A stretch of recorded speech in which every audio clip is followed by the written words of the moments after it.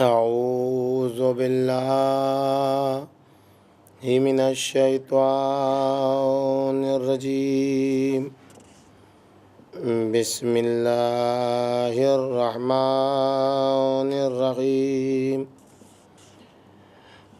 الحمد لله على ما أنعم وله الشكر على ما ألهم والثناء بما قدم من عموم نعم ابتداها وسبوغ آلاء أسداها وتمام منن والاها جمعا الإحساء عبدها ونعى عن الجزاء أمدها وتفاوتها عن الإدراك أبدها والصلاة والسلام والتحية والإكرام على عبده ورسوله وشفيه وخيرته وأمينه على الوحي الذي انتجبه قبل أن أرسله وسماه قبل أن اجتبله واصطفاه قبل أن ابتعثه سيدنا ونبينا وشفيع ذنوبنا مولانا بالقاسم محمد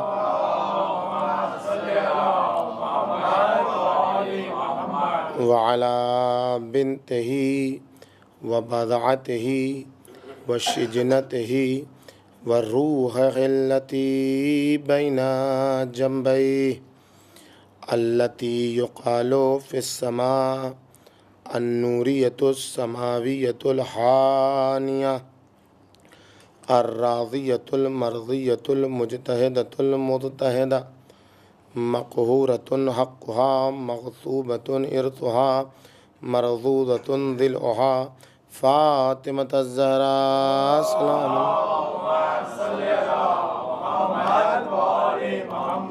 وعلى بعلها وبنيها والسر المستودع فيها لا سيما على بقية الله في الأرضين سلام على آل ياسين.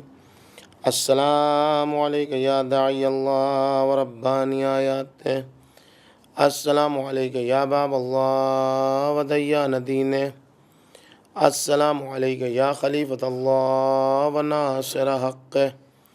السلام علیکم یا حجت اللہ و دلیل ارادت.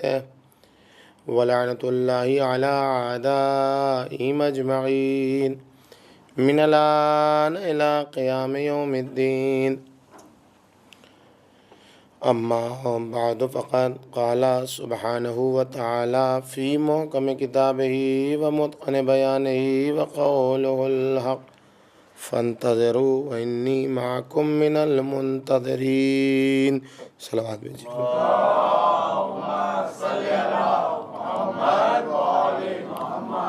بزرگان محترم، عزیزان گرامی، عزاداران سرکار سید الشہداء علیہ الصلوۃ والسلام، جوان انتظار کی علامتوں کے حوالے سے جو سلسلہ گفتگو آپ کے سامنے پیش کیا گیا، اس میں 11ویں خصوصیت ولایت فقیہ کا پیرو ہونا بتایا گیا تھا کہ اسی کے پاس جوان انتظار ہے کہ جو غیبت کے زمانے میں ولایت فقیہ کا طرفدار ہو. اور اس سلسلے میں گزشتہ 3 دنوں سے آپ کے سامنے اس موضوع کو مختصر طور پر سمیٹ کر آپ کے سامنے پیش کرنے کی کوشش کی جا رہی ہے. اور آج اس سلسلے کی آخری بحث آپ کے سامنے پیش کرنا ہے، اس لیے کہ کل بہرحال شب شہادت ہے اور پھر پرسوں شام شہادت ہے، تو سرکار پیغمبر اکرم اور سرکار مظلوم مدینہ امام حسن مجتبیٰ علیہ الصلاۃ والسلام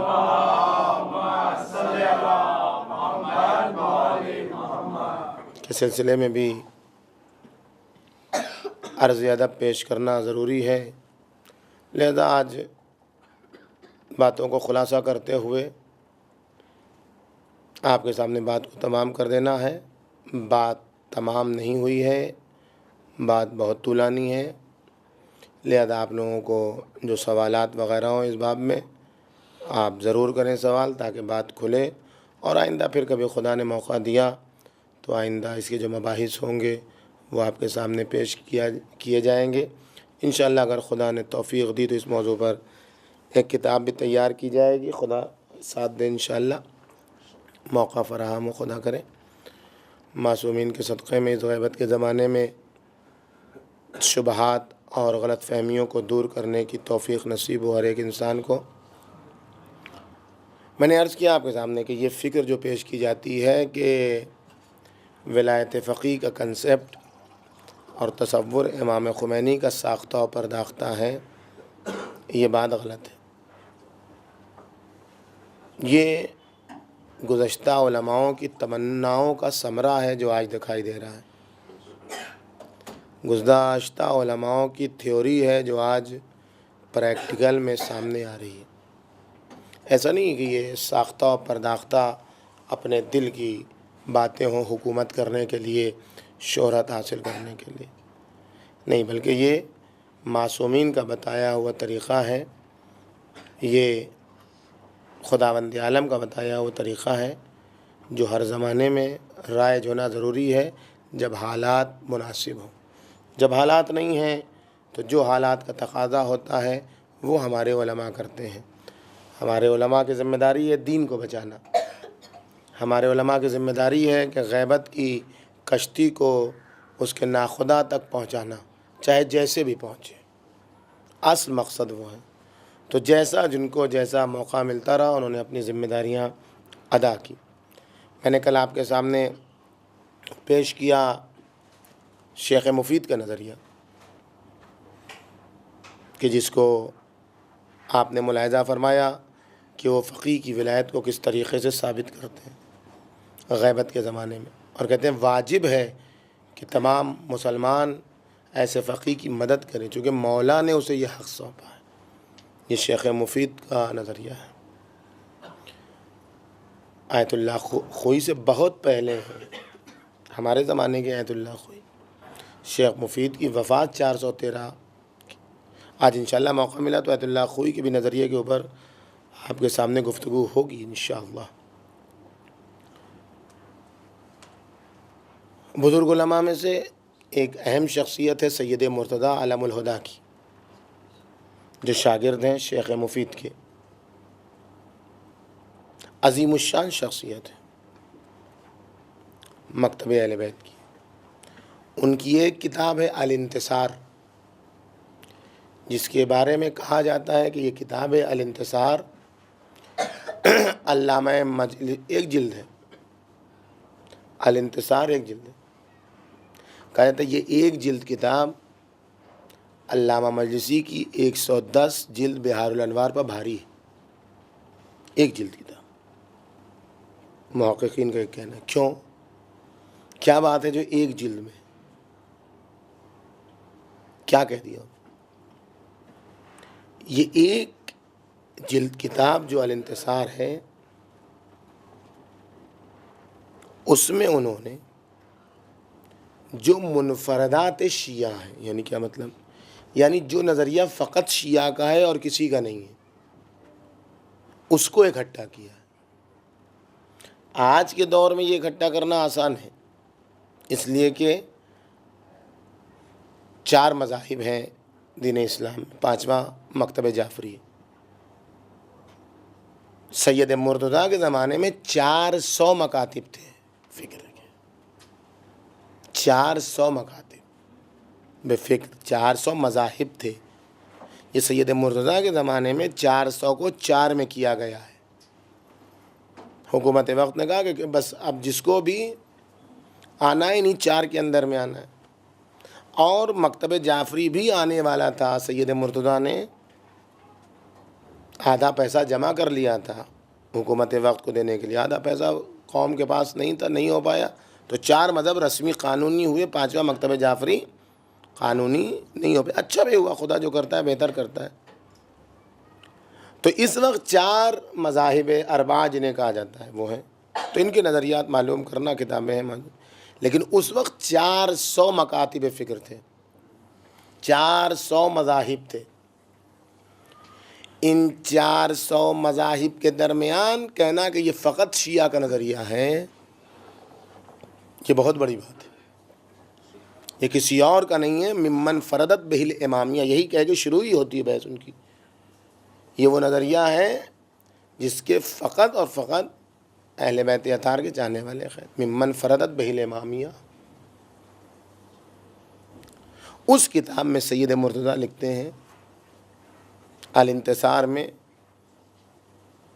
صفحہ 476 پر کہ القول بأن من حارب الامام العادل وبغى علیہ وخرج عن التزام طاعته یجرا مجرا محارب النبی، اس میں فقط اور فقط امامیہ قائل ہیں، 12 امام کے ماننے والے قائل ہیں، اور کوئی دوسرا نہیں کہ جو بھی امام عادل سے جنگ کرے یا اس کے خلاف بغاوت کرے یا خارج ہو جائے اس کی اطاعت کے لازم ہونے سے، اس کی اطاعت کو نہ مانے، تو وہ ایسا ہے جیسے اس نے پیغمبر اکرم سے جنگ کی ہے۔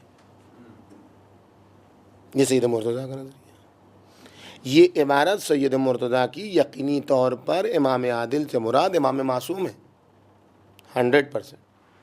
جو بھی امام معصوم کے خلاف قدم اٹھائیں جنگ کے لیے یا ان کے خلاف بغاوت کریں تو وہ اس نے پیغمبر اکرم سے جنگ کی ہے۔ یہاں 2 عبارت استعمال ہوئی ہے، ایک محارب کی عبارت استعمال ہوئی ہے، ایک بغی کی عبارت استعمال ہوئی ہے۔ اسلامی حکومت کے خلاف 2 طریقے کے مخالفین اور جنگجو آتے ہیں، ہر جگہ ہوتے ہیں، ہر حکومت میں ایسا ہوتا ہے۔ ایک وہ ہے جو چور ہے، ڈاکو ہے، لٹیرا ہے، راستے میں لوگوں کو پریشان کرتا ہے، راستے میں لوگوں کو لوٹ لیتا ہے، چھینتا ہے مال کو، یہ ہے محارب، یہ ہے محارب۔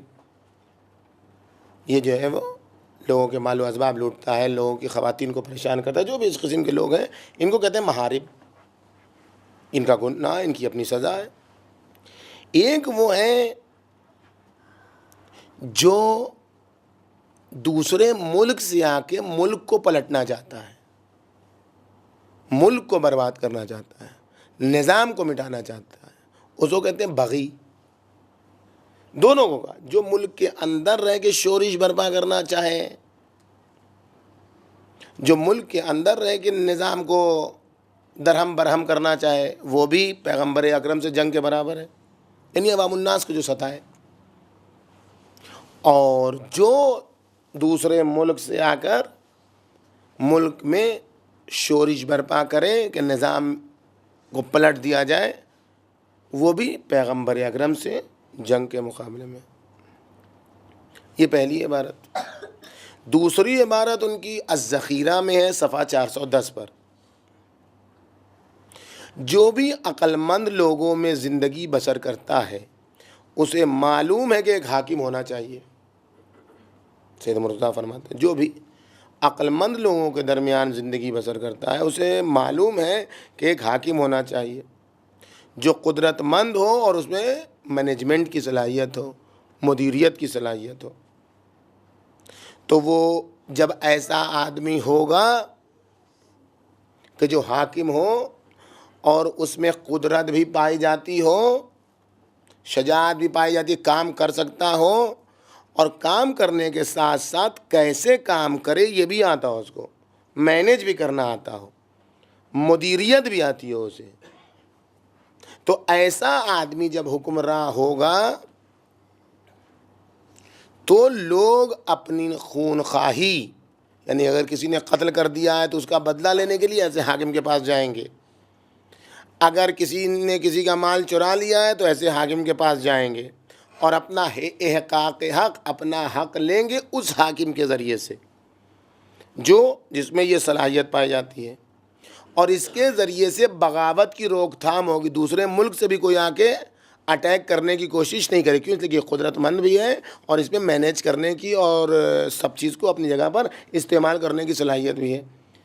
اگر ایک حکومت ہوگی تو لوگوں کو سکون ملے گا، پبلک اطمینان کے ساتھ زندگی بسر کرے گی۔ یہ چیز کہ ایک حاکم ہو، قدرت مند ہو، مینجمنٹ کی صلاحیت رکھتا ہو، مدیریت کی صلاحیت رکھتا ہو، جو جیسا ہے جس جگہ جو چیز ہونی چاہیے اسی کی جگہ پر وہ چیز کو لا کے رکھیں، تو ایسا حکمراں، ایسی حکومت بہتر ہے اس سے کہ حکومت نہ ہو۔ کیونکہ ریاست، یہ جملہ جو سید مرتضیٰ کا ہے وہ یہ ہے، کیونکہ ریاست، حاکم ہونا وہ حکومت ہے جو لطف مقرب میں شمار ہوتا ہے۔ یہ عبارت سید مرتضیٰ کی اتنی دیر کے بعد یہ کارساز ہے، اس کو سمجھنے کی ضرورت ہے۔ الانتصار میں جو انہوں نے کہا کہ جو امام عادل کے خلاف جنگ کریں وہ محارب ہیں، یا بغاوت کرے وہ محارب ہے، اور پیغمبر اکرم سے، اور اس کے بعد الذخیرہ میں آ کے یہ تفصیل پیش کی کہ ایسی حکمرانی بہتر ہے اس سے کہ حکومت نہ ہو۔ پھر فرماتے ہیں کہ ایسی حکومت، ریاست وہ ہے جو لطف مقرب میں شمار ہوتی ہے۔ لطف مقرب علم کلام کی ایک اصطلاح ہے، لطف کہتے ہیں اسے، قاعدہ لطف۔ امامت کی دلیل کے لیے کہ امام ہونا چاہیے یا نہیں ہونا چاہیے، علم کلام میں بحث ہوتی ہے، عقائد میں، علم کلام یعنی عقائد کی بحث، کہ امام کی ضرورت ہے یا نہیں۔ جب بحث ہوتی ہے کہ امام کی ضرورت ہے تو قاعدہ لطف سے استفادہ کیا جاتا ہے۔ قاعدہ لطف کیا ہے؟ قاعدہ لطف کہتے ہیں کہ خداوند عالم نے اپنے اوپر لازم کیا ہے، اپنے خدا پر کوئی کسی چیز کو واجب نہیں کر سکتا ہے۔ ہم خدا سے یہ نہیں کر سکتے کہ اللہ تو ایسے کر، ایسے کر، ایسے کر۔ اللہ کچھ چیزوں کو اپنے اوپر ہی لازم کرتا ہے۔ اللہ نے اپنے اوپر لازم کیا ہے، اللہ نے اپنے اوپر واجب کیا ہے خود، کہ وہ چیزیں جو بندوں کو خدا سے نزدیک کرتی ہیں ان چیزوں کا راستہ فراہم کرے۔ جو باتیں، جو کلام، جو عمل، جو طریقہ خدا سے بندوں کے نزدیک کرنے کا ہے۔ جناب موسیٰ سے کیا کہا تھا؟ موسیٰ تم بھی مجھ سے محبت کرو اور میرے بندوں کے دلوں میں بھی میری محبت ڈالو۔ یہ اللہ کی ذمہ داری ہے، اللہ چاہتا ہے کہ بندوں کے دلوں میں میری محبت آئے۔ تو موسیٰ نے کیا کہا تھا؟ علی نبینا وعلیہ وآلہ الصلاۃ والسلام کیا کہا تھا؟ اللہ ہم تو تیری محبت کر سکتے ہیں، تیرے بندوں میں کیسے محبت ڈالیں؟ تو کیا کہا تھا؟ ذکرہم آلائی و نعمائی، اے موسیٰ میرے بندوں میں کے درمیان انہیں میری نعمتیں یاد دلاؤ، چھوٹی بڑی نعمتیں جو ہم نے انہیں دی ہیں وہ یاد دلاؤ۔ میرا بندہ احسان فراموش نہیں ہے، اگر اسے معلوم ہو جائے گا کہ ہم نے اسے کیا دیا ہے تو میرا بندہ خود بخود کھنچتا ہوا میری طرف چلا آئے گا۔ تو خدا نے یہ جو ساری نعمتیں دی ہیں وہ کس لیے؟ راستہ فراہم کیا ہے اپنے سے تقرب کا۔ تو ہر وہ چیز جو خداوند عالم سے بندے کو قریب کرے، خدا پر لازم ہے کہ اس کا راستہ فراہم کرے۔ یہ ہے لطف خدا، اسے کہتے ہیں خدا کا لطف۔ اب امامت وہ اہم شے ہے، وہ سب سے اہم چیز ہے جس کے ذریعے سے بندے خدا تک پہنچتے ہیں۔ بنا عرف اللہ، بنا عبد اللہ، ہمارے ذریعے سے اللہ پہچانا گیا، ہمارے ذریعے سے اللہ کی عبادت کی گئی۔ تو امامت وہ عنصر ہے کہ جس کے ذریعے سے لوگ خدا کے نزدیک ہوتے ہیں۔ پس خدا پر لازم ہے کہ مسلسل کسی اپنے نمائندے کو، چاہے نبی ہو چاہے امام ہو، اپنے امام کو بھیجتا رہے پبلک کے درمیان، تاکہ یہ لوگوں کو خدا کے نزدیک کرتے رہیں۔ یہ بہترین دلیل ہے علم کلام میں امام کے ہونے کی، امام کی ضرورت کی۔ کیوں؟ اس لیے کہ امام وہ ہے جو بندوں کو اللہ سے قریب کرتا ہے۔ نقطے کی بات یہ ہے کہ سید مرتضیٰ الذخیرہ میں وہی دلیل جو امامت کی ضرورت کے لیے پیش کرتے ہیں، وہی دلیل حکومت دینی کی ضرورت کے لیے پیش کرتے ہیں۔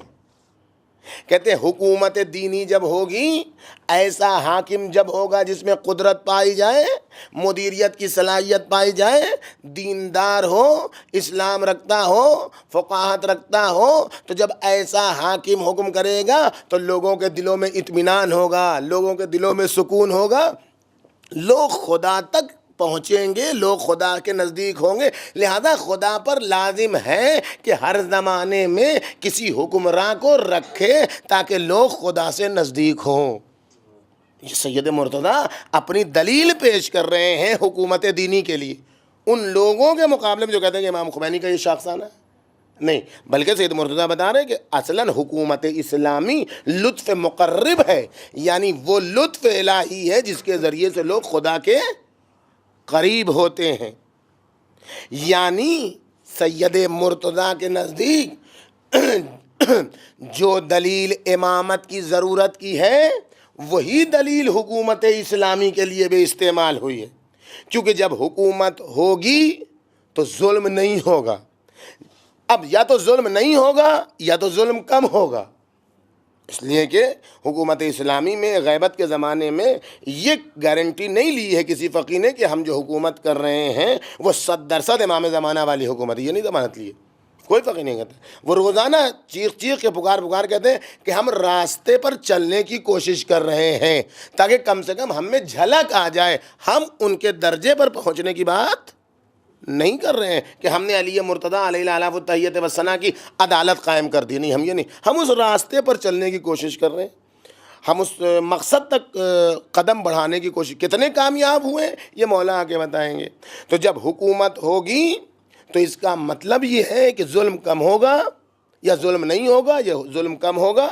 پس حکومت وہ ہے، دینی حکومت وہ ہے کہ جس کے ذریعے سے خدا یا دین تک انسان پہنچتا ہے۔ پس بنابراً حکومت کا نافذ کرنا، حکومت کا بنانا، اسلامی حکومت کی ترویج کرنا خدا کا ایک اہم واجب ہے کہ اگر اس کو ترک کیا جائے تو انسان حرام ہے۔ جیسے امامت کو انسان چھوڑ دے تو گناہ کبیرہ میں مبتلا ہوتا ہے۔ تیسری عبارت الشافعی میں ہے جو فرماتے ہیں کہ جو امام پر واجب ہے وہ حاکم تعین کرتا ہے۔ ایک اہم عبارت، جو امام پر واجب ہے، اہم عبادت جو امام پر، ممکن ہے ایک وقت امام خود حاکم ہو، معصوم، ممکن ہے ایک وقت امام کسی کو اپنا گورنر بنا کے بھیج رہا ہے، وہ بھی حاکم ہے۔ امام پر جو عبادتیں واجب ہیں ان میں سے ایک عبادت یہ ہے کہ وہ حاکم کو معین کرے تاکہ لوگوں میں امن و امان پیدا ہو۔ اور ضروری نہیں ہے کہ ساری مصلحتیں پوری ہو جائیں، بلکہ اگر چند مصلحتیں بھی پوری ہو رہی ہیں تب بھی وہ حکومت دینی کہلائے گی۔ یہ لازمہ نہیں ہے کہ اگر کہیں حکومت دینی قائم ہو گئی تو سارے کے سارے کام خراب اچھے ہو جائیں، کوئی برائی پائی نہیں، نہ، ایسا نہیں ہے۔ ممکن ہے چور بھی پائے جائیں، ممکن ہے چکے بھی پائے جائیں، ممکن ہے حرم پر حملہ کرنے والے بھی پائے جائیں، سب کچھ پائے جائیں گے، لیکن اگر چند مصلحتیں پوری ہو رہی ہیں تو اس کو بھی حکومت دینی کہی جائے گی۔ رسائل جلد 2 صفحہ 92 پر سید مرتضیٰ پھر کہتے ہیں، وہی شیخ مفید والی، وہی کہتے ہیں نا کہ شاگرد میں استاد کی جھلک آتی ہے، شاگرد میں استاد کی جھلک آتی ہے۔ فرماتے ہیں، کل بھی میں نے آپ کے سامنے کہا کہ ظالم کی طرف سے اگر کوئی حکمراں بن رہا ہے اور اس میں صلاحیت پائی جاتی ہے اور وہ عدالت کو نافذ کر سکتا ہے اور وہ حدود جاری کر سکتا ہے چور کے اوپر، بدکار کے اوپر، شراب خار کے اوپر، اگر یہ تمام چیزیں انجام دے سکتا ہے، شریعت کے حدود قصاص انجام دے سکتا ہے، تو اس کے اوپر واجب ہے. کل شیخ مفید نے بھی کہا تھا، آج سید مرتضیٰ بھی کہہ رہے ہیں رسائل میں، جو کسی ظالم بادشاہ کی طرف سے کہیں کا حاکم ہو اور وہ لوگوں کی اچھائی میں بھی حاکم بن گیا، تو اس کا مطلب نہیں کہ اب تو منہ موڑ لیا، اب تو پبلک سے کوئی رابطہ ہی نہیں رہا، اب تو اور زیادہ ظلم کر رہے. نہیں، ایسا حاکم بنے کہ پبلک کے لیے اچھائی کا سامان فراہم کر سکے، ان کے درمیان اطمینان قائم کر سکے، ان کو مطمئن کر سکے.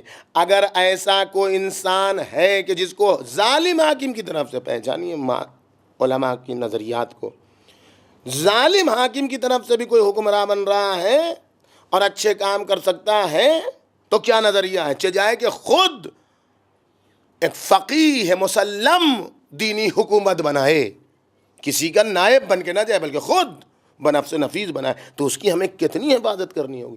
یہ جو کہتے ہیں غیبت میں کوئی نائب نہیں ہے حکومت کے لیے، یہاں پوچھئے سید مرتضیٰ سے. سید مرتضیٰ علیہ الرحمہ علم الہدیٰ فرماتے ہیں کہ اگر کوئی غیبت کے زمانے میں ظالم حاکم کی طرف سے حاکم بن رہا ہے، ظالم بادشاہ کی طرف سے حاکم بن رہا ہے اور وہ لوگوں کے درمیان اچھائی بھی قائم کر سکتا ہے، تو ایسا شخص ظاہری طور پر ظالم حاکم کا نائب ہے، باطنی طور پر اور حقیقت میں امام زمانہ کا نائب ہے. صلوات بھیجئے.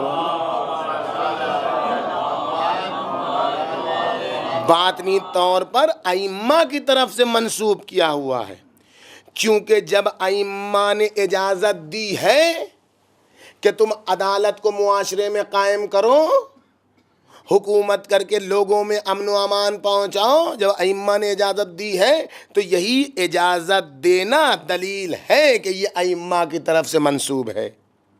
اسی لیے صحیح روایت میں ہے کہ جائز ہے کہ جائر کی طرف سے حکومت حاصل کرے. اسی لیے کہتے صحیح سید مرتضیٰ وہ ہیں، سید مرتضیٰ وہ ہیں کہ جو خبر واحد کو قبول نہیں کرتے ہیں، خبر متواتر کے قائل. اب یہ وقت نہیں کہ اس کی توضیح میں آپ کے سامنے جائیں، لیکن یہ یاد ہے وہ کہہ رہے ہیں روایتیں صحیح میں ہیں، اس کا مطلب ان کے نزدیک وہ روایت متواتر ہے. کون سی ہے وہ روایت؟ کہیں الگ سے روایت نہیں ملتی ہے کہ جہاں امام نے اجازت دی ہو کہ تم جائر کی جا کے حکم. سید مرتضیٰ کہہ رہے ہیں تو اس کا مطلب وہی روایت ہے جسے سب استفادہ کرتے ہیں. مقبول ہے عمر ابن حنظلہ، جس میں قاضی کی شرائط میں امام نے تمام شرائط بتائی ہیں کہ ولی فقیہ کی کیا کیا شرائط ہیں. سید مرتضیٰ اسی روایت سے استفادہ کر رہے ہیں کہ اس روایت سے استفادہ ہوتا ہے کہ معصوم نے کہا کہ ظالم کی حکومت میں بھی جا کر تم حکومت کرو اور عدل و انصاف قائم کرو. اور ایسا شخص جو ظالم کی طرف سے حاکم بنا ہے اور ظالم کی طرف سے حکمراں بنا ہے اور ظالم کی طرف سے آیا ہے اور اچھے کام انجام دے سکتا ہے، لوگوں میں امن و امان پھیلا سکتا ہے، ایسا شخص حدود بھی جاری کر سکتا ہے. ولایت مطلقہ فقیہ میں یہی تو اختلاف ہے علماء کے درمیان.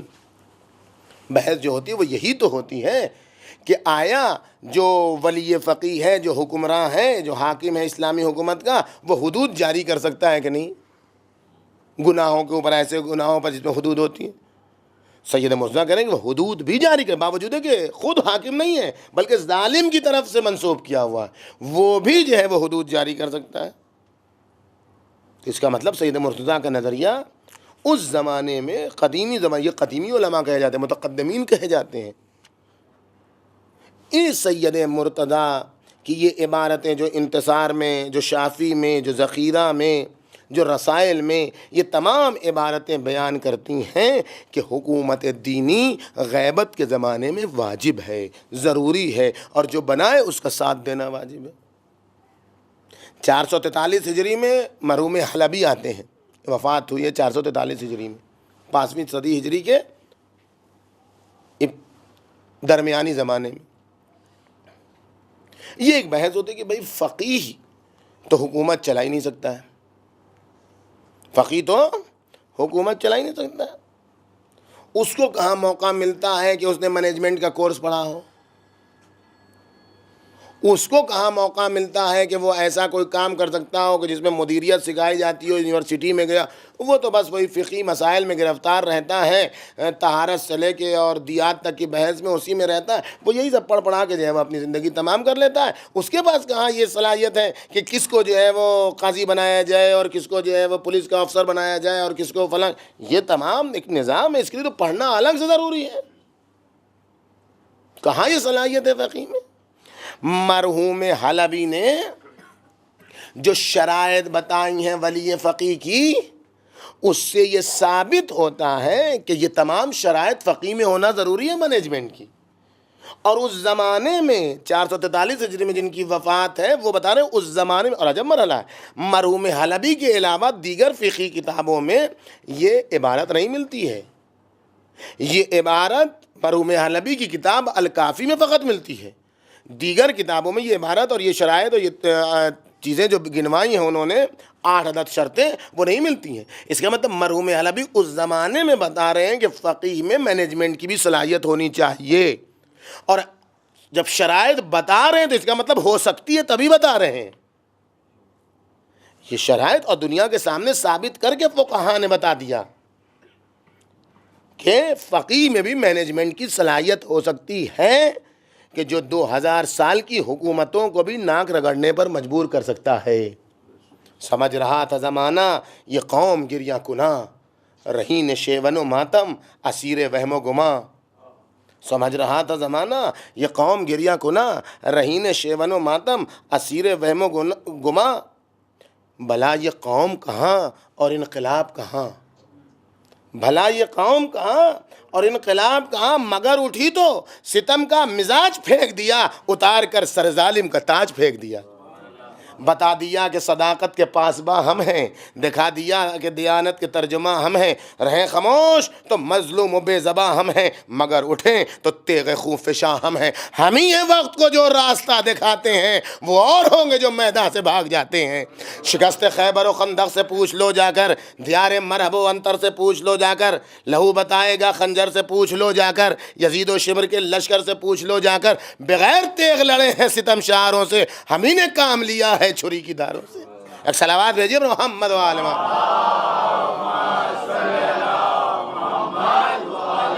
مگر ابھی سے ہے کیوں ظالموں میں حشر بپا؟ ابھی تو قاتل و فجار کا کٹا ہے گلا، گھٹا اٹھی ہے مگر خون ابھی کہاں برسا؟ ابھی تو صبر کی حد میں ہے انتقام خدا، یزید و شمر ہزاروں کمین گاہ میں ہیں، نہ جانے کتنے ہویدہ ہم نگاہ میں ہیں۔ ایک صلوات بھیجیے محمد و آل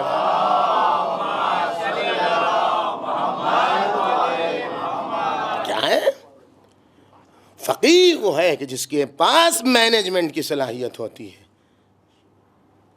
مرحوم حلبی الکافی صفحہ 423 پر کیا فرماتے ہیں؟ احکام شرعی کا نفاذ ائمہ سے مخصوص ہے۔ احکام شرعی کا نفاذ، حدود کا نفاذ کس سے مخصوص ہے؟ ائمہ اطہار سے مخصوص ہے، یا جس کو ائمہ نے اس کا اہل جانا ہے اس سے مخصوص ہے۔ جس کو ائمہ نے اس کا اہل نہیں جانا ہے وہ کبھی بھی اس میں دخالت نہ کرے۔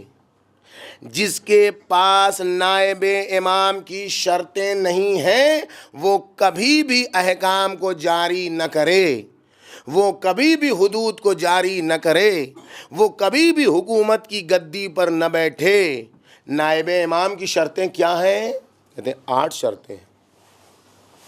1، قضاوت کے مسائل جانتا ہو، یعنی مجتہد ہو، صاحب نظر ہو، حکومت کو علی وجہ ہی تنفیذ کر سکتا ہو، یعنی جو حکومت کا حق ہے کسی کے روب میں نہ آتا ہو، کسی کے دبدبے میں نہ آتا ہو، کسی دولت مند کے قابو میں نہ ہو، بالکل آزاد فکر رکھ، جو دین ہے اسے نافذ کرتا ہو، جو کلچر ہے اسے نافذ نہ کرتا ہو، دین کو نافذ کرنے والا ہو، دین کو بیان کرنے والا ہو، عاقل و صاحب نظر ہو، فوراً جذبات میں نہ آ جاتا ہو، 10 کی بات سن کے فوراً آپے سے باہر نہ ہو جاتا ہو، نہیں بلکہ کوئی بھی آگے کوئی بات سنائے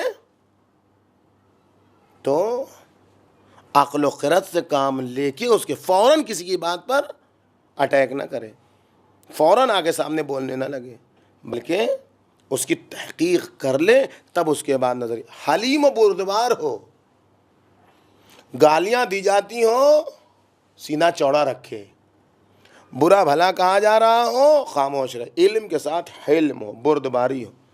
جو ہر ایک کی گالی دینے پر آستین الٹ لے وہ دینی حکومت نہیں بنا سکتا ہے۔ کہتے ہیں حکومت کے لیے سینہ چوڑا کرنا ضروری ہے، سیات الصدر، سینہ کشادہ ہونا چاہیے۔ موسیٰ جب جا رہے ہیں دشمن کے پاس تو کیا کہہ رہے ہیں؟ رب اشرح لی صدری، خدایا میرے سینے کو کشادہ کر دے، واحلل عقدۃ من لسانی، میری زبان کی گرہ کو کھول دے۔ تو جو جا رہا ہے ظالم سے مقابلے کے لیے، اس کے لیے ضروری ہے کہ بردبار ہو۔ کا پانچویں شرط یہ کہ زباندان ہو، جس کو دو کلمے بولنا نہ آتا ہو پبلک کے، بہت بڑا ممکن ہے عالم ہو، بہت بڑا علمی کام کیا اس نے، لیکن اگر پبلک میں آ کے مطالب کو پہنچانے کی صلاحیت نہیں ہے، جو زمانے میں ہو رہا ہے اس کے مطابق بولنے کی صلاحیت نہیں ہے، تو ایسا انسان ولی فقیہ نہیں ہو سکتا ہے۔ خطیب، اسی لیے امام جمعہ کے لیے کیا کہا ہے؟ امام جمعہ کی شرائط کیا ہے؟ کہ سب سے بڑی شرط امام جمعہ کی یہ ہے کہ وہ خطیب ہو۔ اگر خطیب نہیں ہے، فقط عربی عبارت لے کے پڑھ کے اعوذ باللہ من الشیطان الرجیم کر کے اس کے بعد ادھر گیا، کہ یہ امام جمعہ کس کو بتا رہے ہو بھائی؟ یہاں اردو بھی نہیں جاننے والے لوگ ہیں، تم عربی بتا رہے ہو؟ رومن اسکرپٹ میں پڑھنے والے لوگ ہیں، قرآن ان کو تم عربی میں سنا رہے، کیا سناؤ گے؟ نہیں کہا خطیب شرط ہے جو حالات حاضرہ کو بیان کرے، جو دشمن بتائے کہ دشمن کون ہے، زباندان ہو، عادل ہو۔ عادل ہو، عدالت بنیادی چیز ہے۔ عدالت کے مطلب مساوات نہیں ہے۔ آپ یہ سمجھ لیجیے، ہم لوگ کمیونسٹ پارٹی کی اور کمیونسٹ جماعت کی فکر میں چلے جاتے ہیں عدالت کا نام جب بھی آتا ہے۔ مساوات کی طرفدار کمیونسٹ ہے، سب برابر کی، اور وہ خود اپنے ہی تھیوری پر عمل نہ کر سکی۔ سب برابر ہیں، مزدور بھی برابر، اور جو انجینئر ہے وہ بھی برابر، جو ایک لکیر کھینچ کے اتنے پیسے لے لیتا ہے وہ بھی برابر، اور جو چونا گارا کر کے جو ہے وہ عمارت تیار کرتا ہے وہ بھی برابر، سب برابر۔ دین مساوات نہیں ہے، دین عادل ہے۔ کہیں پر عدالت مساوات کے برابر ہو جاتی ہے، لہذا اگر مساوات کی بات کیجئے گا تو آپ میراث کا مسئلہ سن رہے ہیں، لڑکی اور لڑکے دونوں کا برابر ہونا چاہیے۔ دین اتنا ہنگامہ ہوتا ہے جناب، یار یہ کیسا دین اسلام ہے؟ اب یہ موضوع نہیں آپ کے سامنے کہ ہم یہ سب موضوع چھیڑیں، لیکن یہ کیا ہوتا ہے؟ اگر مساوات ہو تو بھائی لڑکی کا کیا قصور ہے جو لڑکی کو یہ کہہ رہا اور لڑکے کو دہرا؟ کہ ہم دین مساوات نہیں رکھتے ہیں، ہم دین عدالت رکھتے ہیں۔ دین عدالت ہے، ہاں جہاں سب برابر ہیں انسانیت میں وہاں عدالت برابر کہتی ہے، اور اگر برابری کا قانون شروع ہو جائے تو آدمی دو قدم جی ہی نہیں پائے گا۔ پھر بچے کو میرا کپڑا پہنا دیجئے، مجھے بچے کا فیڈر دے دیجئے، سب برابر ہی تو ہے۔ اگر سب برابر ہیں تو میرا کپڑا اٹھا کے اس کو پہنا دیجئے اور اس کا کپڑا مجھے دے دیجئے، سب برابر ہی تو ہے۔ فطرت کہتی ہے کہ سب برابر نہیں، برابری کا نام عدالت نہیں ہے۔ اور خود نہ کر سکے وہ جو مساوات کے طرفدار تھے، وہ جب حکومتوں میں آئے تو وہ خود حریر و دیبا کے پردے میں دکھائی دیے، وہ خود ریشمی چادروں کے درمیان دکھائی دیے، وہ خود پیر دھسنے والی قالینوں کے درمیان دکھائی دی۔ اس کا مطلب یہ ہے کہ جس نے دعویٰ کیا تھا وہ فطرت کے مخالف دعویٰ تھا۔ عادل وہ ہے کہ جس کا جو حق ہے وہ اسے دے، عادل وہ نہیں ہے کہ جو سب کو برابر دے دے۔ سب کو برابر دینے والا عادل نہیں ہوتا ہے، جس کا جو حق ہے اسے دینے والا عادل ہوتا ہے۔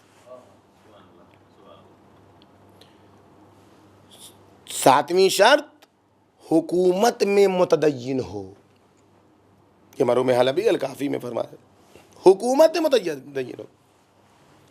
دیندار ہونا ایک مرحلہ ہے، فردی زندگی میں ہم دیندار ہیں، ہم بہترین نماز بھی پڑھتے ہیں، ہم دیندار ہیں، ہم روزہ بھی رکھتے ہیں، ماہ رمضان کے علاوہ الحمدللہ ہم 3 مہینہ روزہ رکھتے ہیں، ہم دیندار ہیں، حج پر 1 بار کیا ہم 10 بار جا چکے ہیں، ہم دیندار ہیں، مستحبی نمازیں ہم نماز شب بھی پڑھتے ہیں، دیندار ہیں، ہم صدقہ بھی دیتے ہیں، ہم سب کچھ ہیں، جو کچھ ہو سکتا ہے دیندار ہیں۔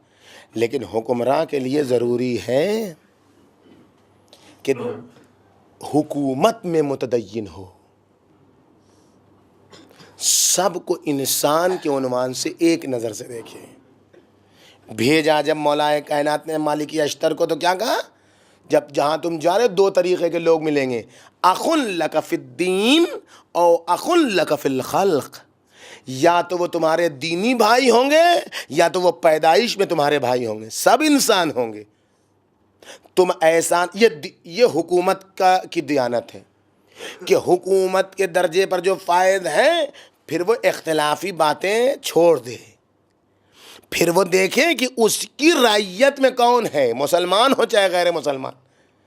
امن و امان کا حقوق سب کے لیے برابر ہے، کھانے پینے کا نظام سب کے لیے برابر ہے، سڑک اور فضا کا ماحول سب کے لیے برابر ہے، اس لیے کہ سب انسان ہیں۔ کیوں؟ اس لیے کہ یہ کون بنا ہے؟ یہ کسی فاسق کا نمائندہ بن کے نہیں آیا ہے، یہ کسی ظالم کا نمائندہ بن کے نہیں آیا ہے، یہ امام کا نمائندہ بن کے آیا ہے، جو رسول کا نمائندہ ہے، جو خدا کا نمائندہ ہے۔ خدا یہ نہیں دیکھتا ہے کہ کافر کو سانس دے کہ نہ دے۔ اگر لمحے بھر کے لیے ایسا ہو جاتا کہ سانس فقط چلے گی مسلم محلوں میں، جی فقط ہوا چلے گی مسلمان محلوں میں، ایک بچتا کوئی سب مسلمان ہو جاتے، جو دیکھے گا نامحرم کو اس کی آنکھ پھوٹ جائے گی، کوئی نہ دیکھتا نامحرم کو، جو سنے گا غیبت وہ بہرا ہو جائے گا۔ کوئی سنتا؟ غیبت سننے والے کا بھی کام کر رہا ہے کان، اور نامحرم کو دیکھنے والے کی آنکھ بھی کام کر رہی ہے، شراب پینے والا بھی مست ہے، شربت پینے والا بھی مست ہے، اس کو بھی مزہ مل رہا ہے، اس کو بھی مزہ مل رہا ہے۔ جو شراب پیے گا اس کا مزہ ہی زبان سے چھین لیں گے، کبھی نہ پیتا شراب۔ سب کو جو عمومی اختیارات ہیں، رب العالمین ہے وہ، الحمدللہ رب العالمین، وہ سب کو برابر سے دے رہا ہے، گناہگار ہیں ان کو بھی، نیکوکار ہیں ان کو بھی، تاکہ دیکھیں تم کیسے اس سے فائدہ اٹھاتے ہو۔ تب تو پتا چلے گا وہاں کہ نعمتوں سے کس نے صحیح فائدہ اٹھایا، کس نے غلط فائدہ اٹھایا۔ اور وہ جو اس کا نمائندہ ہے وہ رحمت للعالمین ہے، اس کی رحمت ہے کہ آج اتنے گناہوں کے باوجود دنیا ٹکی ہوئی ہے، اس کا کوئی رحمت مآب نمائندہ ہے جس کی وجہ سے دنیا ٹکی ہوئی ہے۔ تو یہ فقہا وہ ہیں جو حکومت میں متدین ہوں۔ اور 8ویں شرط وہی، ہر کام کو اس کی جگہ پر کرے، یہی تو مینجمنٹ، جو کام کی جو جگہ ہے وہی کام انجام دے۔ یہ مرحوم حلبی بیان فرما رہے ہیں کس کے لیے؟ اس کے لیے جو حاکم بننا چاہتا ہے نائب امام کے عنوان سے۔ اب اس کے بعد جس میں یہ شرائط ہیں وہ عہدہ حکومت سنبھال سکتا ہے، جس میں یہ شرائط ہیں وہ عہدہ حکومت سنبھال سکتا ہے، گرچہ ظالم بادشاہ کی طرف سے منسوب ہوا ہو۔ ایسے آدمی پر حکومت قبول کرنا واجب عینی ہے، ظالم کی طرف سے، یہاں خود اٹھا ہے ظالم کو مٹھانے کے لیے۔ پہچانیے، ولایت فقیہ کی مخالفت کرنے والے پہچانیں کہ وہ کتنے دور ہیں امام زمانہ کی معرفت سے، پہچانیں، درد کا احساس کریں، فقط مخالفت کرنے سے نہیں ہوتا ہے۔ پہچانیں کہ نام امام زمانہ پر فقیہ کی حکومت سے دور رہنے کے نتیجے میں وہ کتنا ظہور کے زمانے کو دور کر رہے ہیں، ان کا کتنا بوڑھا انتظار پایا جاتا ہے، جوان انتظار نہیں پایا جاتا ہے۔ ایت اللہ خوئی کی عبارت کو واٹس ایپ پر نقل کرنے سے نہیں کچھ ہوتا ہے۔ ابھی آؤ مرحوم حلبی کو دیکھو وہ کیا کہہ رہے ہیں، پھر ایت اللہ خوئی کی بات کریں گے، اور کریں گے انشاءاللہ آج بات۔ ظاہراً یہ بادشاہ کا جانشین ہے، بالکل دیکھیں جو شیخ مفید نے کہا وہی سید مرتضیٰ کہہ رہے ہیں، وہی یہ مرحوم حلبی کہہ رہے ہیں۔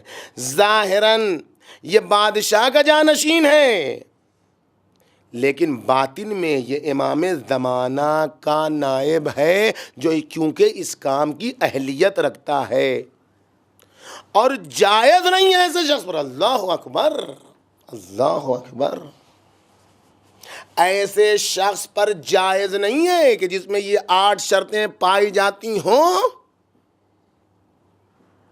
وہ بیٹھا رہے، بہانے بنائے، بلکہ واجب ہے کہ قیام کرے۔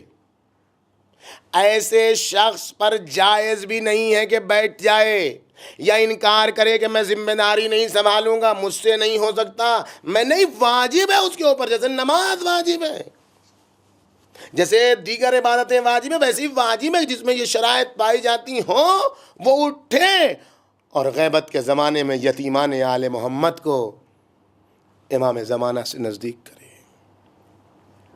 1-2 صفحے میں اس پر بحث نہیں کی ہے مرحوم حلبی نے، 30 صفحوں پر بحث کی ہے، تقریباً 30 صفحہ کام، وہ بھی اس زمانے کی عبارتیں جس میں ایک ایک عبارت کی توضیح دے آدمی تو 10-10 20-20 صفحے ہو جائیں، 30 صفحوں میں بحث کی ہے۔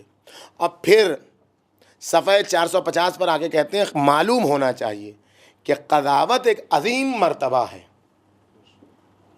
ججمنٹ، جج بننا ایک عظیم مرحلہ ہے، اور دینی ریاستوں میں سے یہی ایک بچی ہے چیز۔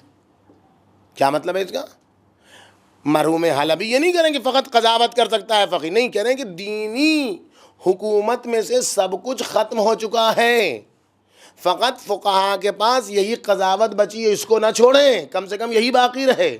کیا مطلب کہہ رہے ہیں؟ یعنی اگر کوئی موقع آ جائے کہ تمام شؤون حکومت کے تمام منازل و مراحل کوئی فقیہ حاصل کر سکتا ہو کہ جس کے دائرے میں قضاوت آتی ہے، تو فقیہ پر واجب ہے کہ حکومت کی تشکیل دے کے اس کے تحت قاضی کو قرار دے۔ لیکن اگر سب کچھ ختم ہو چکا ہے تو فقیہ پر لازم ہے کہ قضاوت ہی کریں، تاکہ قضاوت کے ذریعے سے امن و امان پہنچے۔ اور اس کے بعد مرحوم حلبی کے بعد آتے ہیں ابن حمزہ سلار، جن کی کتاب ہے المراسم العلویہ، صفحہ 207، بحث کرتے ہیں کہ وصی مر گیا تو کون، جس کے لیے وصیت کی آپ نے، اور وہ جس کو کہا کہ میرے بعد تو میرا کام کرنا، وہ مر گیا، کون کرے گا؟ کہتے جو حکمراں ہے وہ کرے گا، وہ اگر نہیں ہے تو فقیہ کرے گا۔ حکمراں جو فقیہ ہے وہ کرے گا، اگر وہ نہیں ہے کسی جگہ حکومت، تب فقہا کی نوبت آتی ہے۔ اس کا مطلب یہ ہے کہ حکومت کے کام یہاں پر بحث ہوتی ہے کہ ہم تو بھائی فلاں صاحب کی ولایت کو مانتے ہیں، ہم جس کی تقلید کرتے ہیں اسی کی ولایت کو مانتے ہیں، ہم ان کی ولایت کو نہیں مانتے۔ یہ سب بہانے بازیاں ہیں۔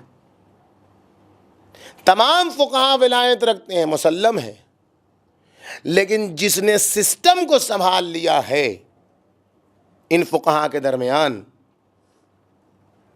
نظام کا مالک ہو گیا ہے، حکومت کا مالک ہو گیا ہے، تو اگر سسٹم کے نقصان میں یا سسٹم کے فائدے میں کوئی بات آتی ہے تو دیگر فقہا پر لازم و واجب ہے کہ اس کی مخالفت نہ کریں، اور نہیں کرتے ہیں۔ آپ یہ نہیں کہہ سکتے ہیں، آپ یہ ہو سکتا ہے کہ مقلد کسی کے ہوں، ولی فقیہ کوئی ہو، یہ ہو سکتا ہے کہ اس لیے کہ فقہا دیگر فقہا ولی فقیہ پر ناظر ہوتے ہیں، اس لیے کہ فقیہ اپنے آپ کو معصوم تو کہتا نہیں ہے۔ فقیہ اس لیے دیگر فقہا، آپ دیکھیں تاریخ اٹھا کر دیکھیں، فقہا کی ولی فقیہ کی مدد کرتے ہیں دیگر فقہا، بتاتے ہیں یہاں ایسے ہو رہا ہے سماج میں، اس کو آپ دیکھیں۔ لہذا ایک بار ایک بیان آتا ہے، پھر دیکھا جاتا ہے 4 دن کے بعد ایک دوسرا بیان آیا، کیوں؟ اس لیے کہ بتایا جا رہا ہے کہ یہ ہو رہا ہے سماج میں، دیگر فقہ، لہذا یہ کہنا کہ ہم جس کو ولی فقیہ مانتے ہیں اسی کی تقلید کریں، سب لوگ ایسے ہی کریں، نہیں۔ اگر آپ کرنا چاہتے ہیں تو بہت اچھی بات ہے، جو آپ کا ولی فقیہ ہے وہی آپ کا مقلد بھی ہو، اسی کی آپ تقلید کریں، اچھی بات ہے۔ لیکن اگر کوئی دوسرا کسی اور کی تقلید کر رہا ہے تو یہ تقلید کرنا ولی فقیہ ماننے کے منافی نہیں ہے۔ ولی فقیہ ایک ہی ہوتا ہے، اس لیے کہ نظام کا حکمراں ایک ہی ہوتا ہے۔ جہاں شخصی مسائل آتے ہیں، جہاں ذاتی مسائل آتے ہیں، فردی مسائل آتے ہیں، وہاں سب کا فتویٰ چلتا ہے، ہر آدمی اپنے اپنے فقیہ کے فتوے پر عمل کرے گا۔ لیکن جہاں سسٹم کی بات آ جائے گی، نقصان و فائدے کی، پھر تمام فقہا پر بھی لازم ہے، جس کو تمام فقہا مانتے ہیں، کہ اسی کی بات مانی جائے گی جو فقیہ کی بات ہے۔ ہم ایک مثال دے دیں آپ کو، آیت اللہ العظمیٰ گل پیگانی علی اللہ مقامہ، امام خمینی ولی فقیہ اور بزرگ ہیں آیت اللہ العظمیٰ گل پیگانی رحمۃ اللہ علیہ، بزرگ ہیں، نماز پڑھائی ہے ان کی، امام خمینی کی نماز پڑھائی ہے انہوں نے، بزرگ ہیں ان سے۔ مسئلہ آتا ہے ایران عراق کی جنگ کا، اور اس مسئلے میں کچھ لوگ آتے ہیں جو محاذ پر ہیں، خوزستان کے پاس، سیستان و بلوچستان کے پاس۔ جنگ کی وجہ سے سب لوگ اپنا اپنا گھر چھوڑ کے بھاگ گئے، اور یہ جو سپاہی ہیں یہ باہر ہیں، ان کو کھانے کے لیے بھی کچھ نہیں ہے، ان کے پاس کوئی گھر بھی نہیں، اور عراق کی فوج آتی ہے، ان پر بم ڈالتی ہے اور چلی جاتی ہے، لوگ مر جاتے ہیں۔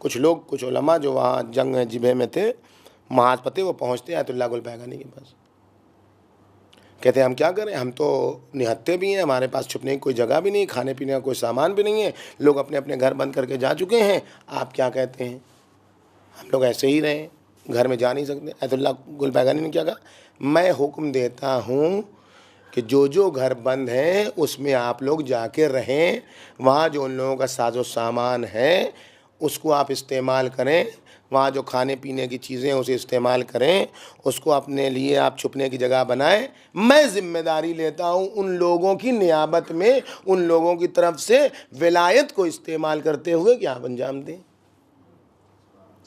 یہ دیکھا آپ نے؟ اور پھر کچھ دن کے بعد ایران عراق کی جنگ ختم ہو گئی، تو گل پیگان کے رہنے والے کچھ لوگ، گل پیگان سے، وہ آدمی وہاں بھی بیٹھا ہوا ہے، گل پیگان سے کچھ لوگ آئے کہ گل پیگان کا امام جمعہ ہٹ گیا، آپ بتائیے کہ کس کو نیا امام جمعہ بنائے؟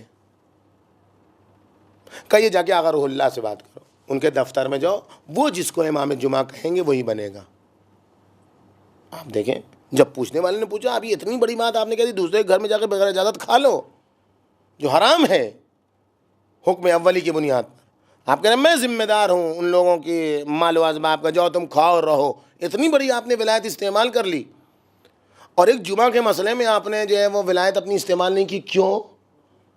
کہا وہ جو ہم نے ولایت استعمال کی تھی اس سے نظام کی حفاظت ہو رہی تھی، اس سے بارڈر کی حفاظت ہو رہی تھی، اس سے امن و امان کی حفاظت ہو رہی تھی، یہ جیالے بارڈر پر اپنے ملک کی حفاظت کے لیے تھے کہ ملک محفوظ رہے گا تو امن و امان رہے گا، ہم نے نظام کے امن و امان کے لیے ولایت استعمال کی تھی۔ لیکن جمعہ کا مسئلہ حکومت کا مسئلہ ہے، حاکم شرعی کا مسئلہ ہے، ولی فقیہ کا مسئلہ جو حکومت میں ہے، جو سینٹر میں، اگر ہر آدمی اپنی طرف سے فقیہ امام جمعہ منسوب کرنے لگے تو پھر نظام چل نہیں پائے گا۔ ہر فقیہ کہے گا میرا والا آئے، ہر فقیہ کہے کہ فلاں آئے، تو پھر ہر جگہ امام جمعہ اگر کھڑا ہو جائے گا ہر دو میل پر، ہر 2 کلومیٹر پر، پھر امام جمعہ نے پھر درہم برہم ہو جائے گا نظام کی تقویت کا تقاضا ہے، شریعت کی تقویت کا تقاضا ہے، امن و امان کی تقویت کا تقاضا ہے،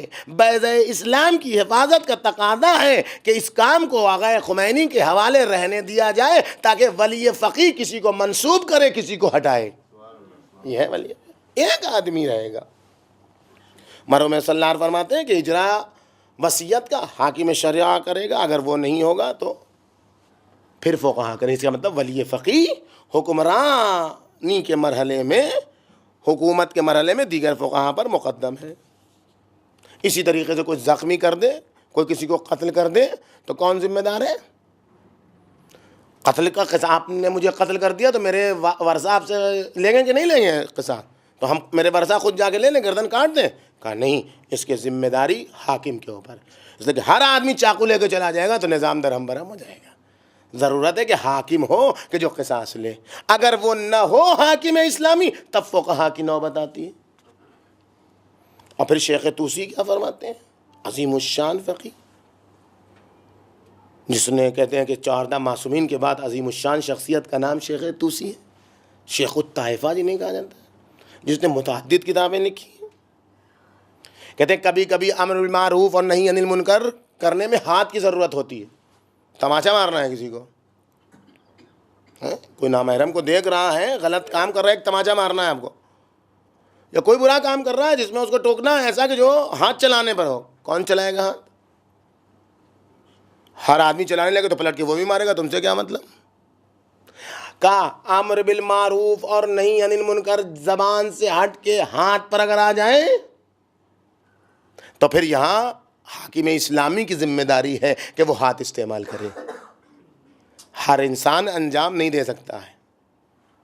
جو اللہ کی طرف سے منسوب ہوا ہے یعنی امام معصوم، یا جسے امام نے منسوب کیا ہے کہ وہ ان کاموں کو انجام دے، وہی کر سکتا ہے. اور پھر اگر کوئی ظالم کی طرف سے حاکم بنا ہے اور عدالت قائم کر سکتا ہے تو اس پر لازم ہے کہ وہ حدود کو جاری کرے. اور پھر اس کے بعد ابن براج مہذب البارے میں صفحہ 346 پر اسی بات کو کہتے ہیں. یہ تمام علماء. اور اب آخر میں علامہ ہلی کی بات آپ سمجھ لیں. علامہ ہلی فرماتے ہیں جو ولایت، اپنی کتاب نہایہ میں، جو ولایت ائمہ کے پاس ہے وہی ولایت فقیہ کے پاس ہے. یہ علامہ ہلی کی عبارت ہے نہایہ میں. انہی عبارتوں سے امام خمینی نے استفادہ کیا ہے کہ جو ولایت جو ہے وہ ولایت فقیہ ولایت ائمہ اطہار ہے، ولایت فقیہ ولایت امیر المومنین ہے. اسی عبارت سے استفادہ کرتے ہیں. تو ولایت فقیہ ولایت امیر المومنین ہے کہ مطلب کوئی یہ نہ سمجھے کہ علی مرتضیٰ علیہ السلام کے مقابلے میں ہے، ان کے آمنے سامنے نہیں، بلکہ میں نے جو کہا یہ خدمت گزاران مکتب اہل بیت ہیں. مولا نے خدمت کا صلہ دیا ہے کہ جب غیبت میں خورشید ولایت ہے تو تم اس گھر کی محافظت کرو. ان کو جو ولایت حاصل ہے وہ حکومت کی ولایت حاصل ہے، قانون الہی کو نافذ کرنے کی ولایت حاصل ہے، معاشرے اور سماج میں امن و امان قائم کرنے کی ولایت حاصل ہے، نفاذ شریعت کی ولایت حاصل ہے، نہ کہ قانون بنانے کی شریعت میں. اللہ یہ کوئی نہیں مانتا ہے. اور اس کے بعد فرماتے ہیں نزاع کو، لڑائی جھگڑے کو ختم کرنے کا سب سے عظیم راستہ حکومت قائم کرنا ہے. اب جتنے مسائل ہیں، اب آئیے آیت اللہ العظمیٰ خوئی علیہ الرحمہ پر. سب کو چھوڑ دیں، اب اس کے بعد مسلسل علماء کے نظریات ہیں، وہ پڑھتے رہیں تو پھر بہت مجھے جو آیت اللہ خوئی کے سلسلے میں بیان دینا ہے وہ آپ غور کیجیے. آیت اللہ العظمیٰ خوئی آیت اللہ نائینی کے شاگرد ہیں اور صاحب مکتب فقیہ ہیں. یعنی بہت سارے فقہا گزرے ہیں لیکن اپنے بعد اپنے شاگردوں کا مکتب نہیں ہے. آج فقہ میں مکتب آغا خوئی چلتا ہے. مکتب کا مطلب مکتب میں پڑھنے والے چھوٹے بچے نہیں ہیں. مکتب کا مطلب تھاٹ آف اسکول، آئیڈیالوجی، اس کو آپ سمجھ لیں. یعنی جو نظریہ ہے اس نظریہ پرداز آدمی ہے جس نے اپنے نظریوں کو منوایا ہے اور اس نظریے کے اوپر ان کے شاگرد بحث کرتے ہیں ان کے نظریے پر. آج قوم کا حوزہ بزرگوں پر جو محمول ہے، جو بھی بزرگ ہیں قوم مقدسہ میں، وہ سب آیت اللہ خوئی کے شاگرد ہیں. چاہے آیت اللہ وحید خراسانی ہوں، مکارم شیرازی ہوں، جواد تبریزی جن کا انتقال ہو، یہ سب جتنے تھے خوئی شاگرد. مشہور یہی ہے کہ آیت اللہ العظمیٰ خوئی علی اللہ مقامہ ولایت فقیہ کے مطلقہ کے مخالف تھے. اور یہ بات صحیح ہے، لیکن بات سمجھیں آپ، وہ عبارتیں جو نقل ہو رہی ہیں واٹس ایپ پر، وہ عبارت بھی اپنی جگہ پر صحیح ہے، لیکن بات سمجھیں. چھٹے امام نے آج تک کوئی قدم نہیں اٹھایا. چھٹے امام نے آج تک کوئی قدم نہیں اٹھایا. اپنے زمانے میں، جبکہ ان کے زمانے میں انقلاب بہت سارے آئے. ان کے زمانے میں شہید فخر کا واقعہ ہوا. 2 سال ابو حنیفہ نے پڑھا ہے امام جعفر صادق علیہ الصلوۃ والسلام سے.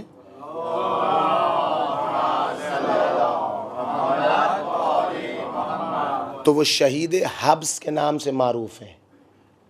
شہید حبس یعنی بنی عباس کی حکومت کے خلاف قیام کے، جبکہ طرفدار نہیں ہیں چھٹے امام کے، مخالف ہیں. وہ قیاس کرتے ہیں، یہ قیاس کو باطل سمجھتے ہیں.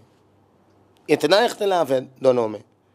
لیکن 2 سال رہنے کا یہ اثر ہو گیا کہ روح انقلاب ابو حنیفہ میں آ گئی، اور انقلاب کے معاملے میں قید خانے میں مار ڈالے گئے، ختم کر دیا.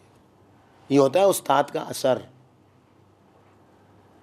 محقق نائنی اور آخوند خراسانی 2 بزرگ شخصیتیں ایسی ہیں کہ جو ولایت فقیہ کے نظریے کے مطابق اختلافی نظریہ رکھتی تھیں. آخوند خراسانی نظریہ رکھتے تھے کہ فقیہ کو حکومت بنانے کی ضرورت نہیں ہے، بلکہ فقیہ کو اوپر سے ناظر رہنا چاہیے کہ حکمراں غلط تو نہیں کر رہا ہے. یعنی وہی فتح علی شاہ کی حکومت رہے، حکمراں اوپر سے دیکھتے رہیں کہ فتح علی شاہ کوئی غلط کام نہیں کرے. محقق نائنی وہ ہیں کہ جو طرفدار تھے نہیں، اگر حکومت کرنی ہے تو حکمراں کو فقیہ ہونا چاہیے. ایسا نہیں ہو کہ حکمراں کوئی اور ہو اور فقیہ فقط اوپر سے دیکھتا رہے. نہیں، ایسا نہیں ہے. اور یہ دونوں میں اختلاف تھا، اور محقق نائنی اس نظریے کے خلاف تھے کہ فقیہ کو ولایت مطلقہ حاصل ہے. ان محقق نائنی کے شاگرد کا نام ہے، برجستہ شاگرد کا نام ہے آیت اللہ العظمیٰ خوئی. اور ان آیت اللہ العظمیٰ خوئی کے شاگرد کا نام ہے عظیم الشان شاگرد کا نام، جس کے اوپر ناز کرتے تھے آیت اللہ العظمیٰ خوئی. اس فقیہ کا نام ہے شہید باقر الصادر. اس کے اوپر ناز کرتے تھے کہ یہ میرا شاگرد ہے. وہ شاگرد یہ کہتا ذوبو فی الخمینی کما ذب الاسلام فی. اپنے آپ کو خمینی میں اس طریقے سے گھلا ملا دو جیسے اسلام خمینی میں داخل ہو چکا ہے. یہ شہید صدر کا اسٹیٹمنٹ ہے. کون ہے شہید صدر؟ آیت اللہ العظمیٰ خوئی علی اللہ مقامہ کے شاگرد ہیں، جس نے اپنے شاگرد کو ایسا پروان چڑھایا کہ صدام جیسی شہنشاہی حکومت کے مقابلے میں کھڑا ہو گیا، اپنی بہن کو قربان کر دیا، اپنے آپ کو شکنجوں میں قربان کر دیا ظالم کی حکومت کے مقابلے میں. اسے کہتے ہیں باقر الصادر. جس نے اسلامی بینک کا نظام پیش کیا اقتصاد و نا، جس نے اصول فقہ میں نیا نظریہ پیش کیا اپنے استاد کے نزدیک رہتے ہوئے، جو اپنے استاد کے زمانے میں فقیہ مجسم مانا جاتا تھا. ایسے شاگرد کے استاد کا نام ہے آیت اللہ العظمیٰ خوئی. اور جانتے ہیں انسان جو بھی بنتا ہے اپنے استاد کی بنیاد تو بنتا ہے. یہ جو میں بار بار کہتا ہوں آپ سے کہ خدا را اپنے بچوں کے اسکولوں پر دھیان دیجئے، اس پر خوش نہ ہوئیے کہ میرا بچہ کانوینٹ میں پڑھنے جا رہا ہے، فلاں سینٹ جوزف میں پڑھنے جا رہا ہے، فلاں میں پڑھنے جا رہا ہے. خوش نہ ہوئیے، بہت خطرناک ہیں یہ اسکول. آپ چاہتے ہوئے بھی بچے کو دیندار نہیں بنا سکتے، اس لیے کہ بچہ اپنے استاد سے لیتا ہے. بتایا میں نے آپ سے شاید پہلے عرض کیا کہ میری بچی جب جانے لگی اسکول 4 سال کے آس پاس کی تھی، 3 سال کی، اور گئی اسکول اور ٹیچر نے املا دیا، جو لکھنے کو دیا اس کا املا غلط تھا. میں نے بچی سے کہا اپنی بیٹا یہ غلط ہے، یہ ایسے نہیں ایسے ہے. تو ہماری بچی ہم ہی سے لڑ پڑی، ارے کیسے یہ غلط ہوتا ہے، میری ٹیچر غلط نہیں لکھ سکتی ہے. اور کہا وہ ٹیچر غلط لکھا تھا اس نے. میں نے اس کو بتایا بیٹا یہ غلط ہے، لیکن وہ اپنے ٹیچر پر اتنا کانفیڈینس ہے اس کو کہتی میری ٹیچر غلط نہیں کر سکتی. یہ ہوتا ہے ٹیچر کا حال. جو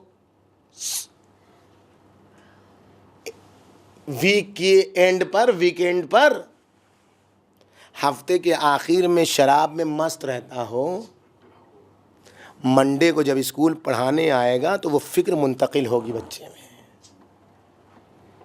آپ نے کبھی سوچا کہ یزید جیسے ملعون کے بیٹے نے تخت کیوں ٹھکرا دیا؟ کبھی سوچا آپ نے؟ کبھی غور کیا آپ نے؟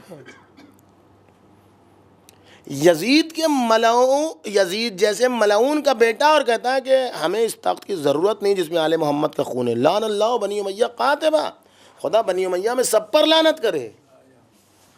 وہ ایسے باپ کا اور ایسے دادا کا بیٹا ٹھوکر مار دیتا. کرے یزید پہ لعنت، یزید کا بیٹا. اب اس سے بڑھ کے یزیدی شکست کیا ہوگی؟ بیٹے نے کیوں ٹھوکر ماری کہ مجھے یہ نہیں چاہیے، اور پھر اپنے دروازے کو بند کر کے رہ گیا. کہتے ہیں زہر دے دیا گیا یا مر گیا، زیادہ دن جیا نہیں. کیوں ہوا ایسا؟ کس نے یہ اثر دکھایا تھا کہ یزید جیسے ملعون باپ کے بیٹے کو طاقت کے خلاف بنا دے، باپ کا مخالف بنا دے؟ کون تھا؟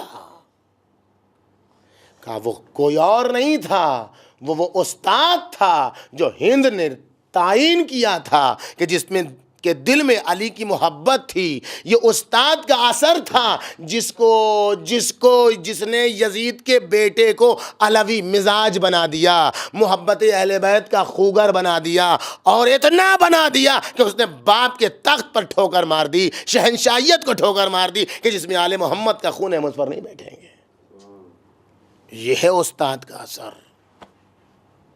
تو محقق نائینی آج ہم کہتے ہیں نا، آپ دیکھیں جو آخوند خراسانی کا زمانہ ہے وہ ایران اور روس کے درمیان جنگ کا زمانہ ہے. کتنے فقہا ایسے تھے کہ جو محاذ پر جا کے جنگ بھی کرتے تھے اور کتاب الجہاد بھی لکھتے تھے تاکہ پبلک میں ترغیب پیدا ہو کے آئے جہاد کی. نجف اشرف میں اس زمانے میں علماء کے درمیان اختلاف تھا. کچھ مخالف تھے جنگ کے، کچھ موافق تھے.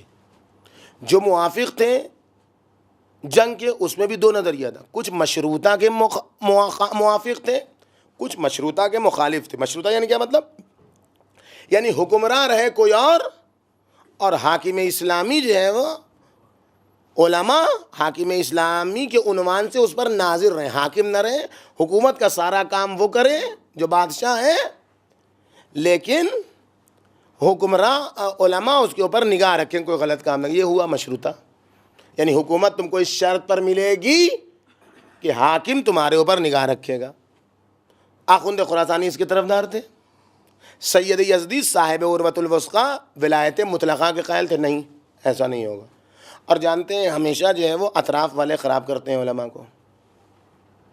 یہ دونوں فقی، عظیم الشان فقی سید یزدی صاحب عروۃ الوثقی، کہ جن کی کتاب کے اوپر لوگ حاشیہ لگاتے ہیں تو مجتہد ہوتے ہیں، ایسی عظیم دو فقی ایک زمانے میں، اور دونوں کے جو حالی موالی ہیں، حاشیہ نشین ہیں، وہ ایک دوسرے کی توہین کرتے ہیں.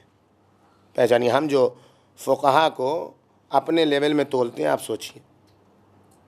ایک مرید آیا سید یزدی کا، ایک طالب علم. طلاب نے کیسی زندگی گزاری ہے اگر معلوم ہو جائے لوگوں کو تو انسان کس زحمتوں سے یہ مجاہدین مکتب اہل بیت اطہار تعلیم حاصل کرتے ہیں تو انہیں معلوم ہو جائے. نجف اشرف کے علماء کی سنگین زندگی گزری ہے. ایک طالب علم سید یزدی کے پاس آیا اور کہا میں بہت قرضدار ہوں، میرے پاس کچھ بھی نہیں ہے. کہا اب اس وقت تو مرجعیت آخوند خراسانی کی ہے، میرے پاس تو کوئی پیسہ نہیں ہے، آؤ تم کو لے کے چلتے ہیں آخوند کے پاس. دونوں میں نظریاتی اختلاف ہے. وہ مشروطہ کے طرفدار ہیں، یہ ولایت مطلقہ فقی کے طرفدار ہیں. دونوں کے جو حاشیہ نشین ہیں وہ اختلاف کو ہوا دے رہے ہیں. دونوں ایک دوسرے کی مخالفت کے اوپر توہین کر رہے ہیں، دونوں کے حالی موالی. سید یزدی نے ایک طالب علم کو دیکھا، لے کے گئے رات کے وقت طالب علم کو. آخوند خراسانی نے دروازہ کھولا، سید کو سلام کیا، جہاں خود بیٹھتے تھے وہاں بٹھایا، اور دو زانو ہو کے شاگرد کی طرح سید یزدی کے سامنے بیٹھے۔ کیا ہے؟ کہا یہ آیا ہے، اس کے پاس قرض بہت ہو گیا ہے، اس کی آپ کچھ مدد کر دیجئے، میرے پاس پیسہ نہیں۔ آخوند خراسانی دو زانو بیٹھے ہوئے ہیں، مکتبی اختلاف ہے دونوں کے درمیان، لیکن فقیہ دوسرے فقیہ کا نظریاتی اختلاف میں گلا نہیں گھوٹتا ہے، نظریاتی اختلاف میں ایک دوسرے کو گالیاں نہیں دی جاتی ہیں، نظریاتی اختلاف میں ایک دوسرے کو برا بھلا نہیں کہا جاتا۔ آخوند رونے لگے، کہنے کہ میرے پاس فقط اس وقت 80 دینار ہے، یہی میں دے سکتا ہوں۔ دے دیا، وہ طالب علم چلا گیا۔ نجف میں پرانے زمانے میں یہ روش تھی، دکانیں بندی ہوئی تھی، جتنا پیسہ ملتا تھا اتنا کہاں ہوتا تھا کہ مہینے بھر کا خرچ چل سکے، ہوتا ہی نہیں تھا۔ تو 15 دن بچے کھاتے تھے، 15 دن ادھار لے کے کھاتے تھے۔ تو دکانیں بنی ہوئی تھیں کہ یہاں سے کھانا لیا جاتا ہے، یہاں سے گوشت لیا جاتا ہے، یہاں سے کپڑا لیا جاتا ہے، یہاں سے فلاں لیا جاتا ہے، اور اس کے بعد جب مہینہ آتا ہے تو اس کو ادا کر دیتے ہیں آقت اللہ۔ اور اس کے بعد جب رات گزر گئی، صبح کو یہ طالب علم 80 درہم لے کے، دینار لے کے بازار میں پہنچا، جس دکان پر جاتا ہے کہتا ہے آخوند خراسانی تمہارا قرض ادا کر کے جا چکے ہیں۔ یہ ہے فقہا، یہ ہے فقہا کے درمیان اختلاف کے باوجود ایک دوسرے کا احترام، جسے ہم ہوا دینا چاہتے ہیں۔ تو آیت اللہ العظمیٰ خوئی ایسے محقق نائینی کے شاگرد ہیں جو ولایت مطلقہ فقیہ کے قائل ہیں، جو حکومت دینی کے قائل ہیں، پھر بھی وہ مخالف ہیں ولایت مطلقہ فقیہ کے۔ کیوں؟ اگر ہمیں سمجھ میں آ جائے، جو کل شعر ہم نے پڑھا تھا وہ آسان شعر نہیں تھا، ایک سیرت میں حسن تھا، دوسرا شبیر تھا۔ آیت اللہ العظمیٰ گل پائے، آیت اللہ العظمیٰ خوئی اعلی اللہ مقامہ نے فتویٰ اور کتاب لکھی کہ ولایت مطلقہ فقیہ کے قائل نہیں ہے، لیکن جب صدام کے خلاف انقلاب ہوا، جسے انتفاضہ شعبانیہ کہتے ہیں، اس میں آیت اللہ العظمیٰ خوئی علیہ الرحمہ نے اس انتفاضے اور اس قیام کی رہبری کی ہے، اور فتویٰ دیا ہے کہ تم لوگوں پر اسلحہ آمادہ کرنا واجب ہے، اور وہ سارے کام انجام دیے ہیں جو ولایت مطلقہ فقیہ میں انجام دیا جاتا ہے۔ اس قیام کی جو صدام کے خلاف ہوا ہے اس زمانے میں، جسے انتفاضہ شعبانیہ کہتے ہیں، اس کی رہبری سنبھالی آیت اللہ العظمیٰ خوئی نے، اور حکم دیا ہے کہ اسلحہ آمادہ کرو، اور ولایت فقیہ کے قانون کے مطابق سارے کام انجام دیے۔ سوال میرا فقط اتنا ہے کہ ان کی تحریر کو دیکھیے تو ولایت مطلقہ فقیہ کے مخالف ہیں، ان کے عمل کو دیکھیے تو ولایت مطلقہ فقیہ کو پر عمل کر رہے ہیں، رہبری کر رہے ہیں، حکومت دینی کا کنسیپٹ پیش کر رہے ہیں۔ تو اب ان دونوں میں ایک فقیہ کے قول اور فعل میں اختلاف نہیں ہو سکتا ہے۔ فقیہ اپنے فتوے پر پہلے خود عمل کرتا ہے، پھر اس کے بعد دوسروں کو بتاتا ہے۔ توضیح المسائل میں لکھے ہوئے مسائل پر پہلے وہ خود عمل کرتا ہے، پھر وہ فتویٰ دیتا ہے۔ فقیہ ایسا ہوتا ہے، ایسا نہیں تو لکھ دیتا ہے ہماری طرح کے قانون بنا دیا اور خود ہی عمل نہ کریں، نہیں۔ اگر آیت اللہ العظمیٰ خوئی اعلی اللہ مقاموں نے ولایت مطلقہ فقیہ کی مخالفت کی اور عملی طور پر وہی ولایت مطلقہ فقیہ کو انجام دیا انتفاضہ شعبانیہ میں، تو اس کا فقط اور فقط مفہوم یہ ہے کہ جس زمانے میں آیت اللہ العظمیٰ خوئی اس فقہ کا درس دے رہے تھے، باسی حکومت کا ایسا گھٹن کا زمانہ تھا کہ زبان کھولنا مشکل تھا، بولنا مشکل تھا، انقلاب اسلامی کا زمانہ تھا، تقیہ کا تقاضا یہ تھا اس مرجعیت کو عراق میں محفوظ رکھو تاکہ یتیمان آل محمد کسی طریقے سے اہل بیت اطہار کے مرکز سے جڑے رہیں، متصل رہیں کسی طریقے سے۔ اس زمانے میں جب باسی حکومت نکال کے علماء کو پھینک رہی ہے،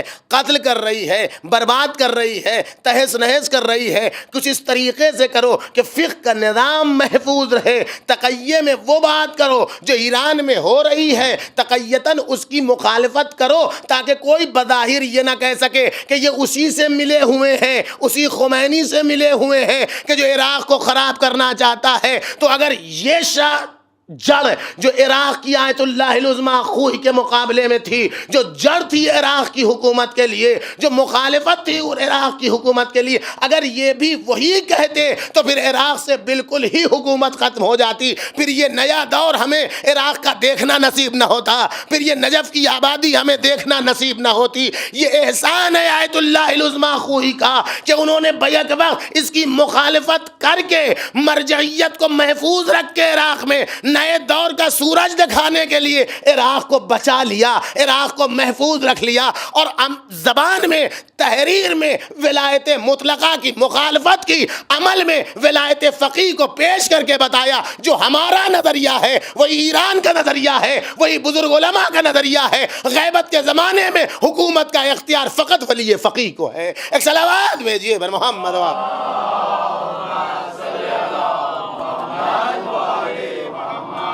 ایک اور صلوات بھیجیے۔ محمد صلوات۔